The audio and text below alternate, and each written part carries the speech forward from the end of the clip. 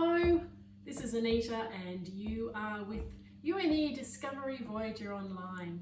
You might remember a few weeks ago that we created a sherbet fizz creation on our tongues and we explored what created that fizz. Remember, it produced a lot of tiny little carbon dioxide bubbles? Well, today we're going to play with a similar reaction. We're going to create a lava lamp. So what do we need? We need a large cup-shaped glass or a wine glass. We need some water, which I have in here. We need some baby oil we're going to use today. You could also use canola oil, but we'll use the baby oil. You need some food colouring. We've got good old red today. And some Alka-Seltzer tablets, which are temporary relief of headache and body aches and pains. But we're not going to eat them. We're going to put them in our experiment because what they're made of is just what we need. Okay, so we're ready to do the experiment, but first of all, you need all of this equipment. So you might like to pause the video and go and get the equipment, and I'll see you back in a second. Welcome back. Here we are, ready to go. First thing we do is put in the oil. We need proportions 3/4 of oil, 3/4 to 1/4 oil to water ratio.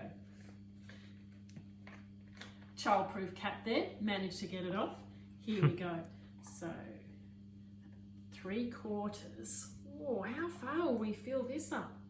How far are you going to fill yours up? I think we'll go to there. All right, there's the oil. You can already see there's little bubbles that you can see in the oil. Okay, then we put a 1/4 ratio of water.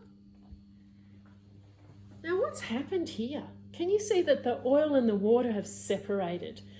Which one is at the bottom, do you think? Is it the oil or the water? Now if we put the colouring in here, the colouring, because it's in a water base, that should mix with the water and we'll be able to tell which substance here, which layer is the water. So just about 5 or 6 drops. Oh, there we go. So what's the food colouring coloured? It's coloured the water.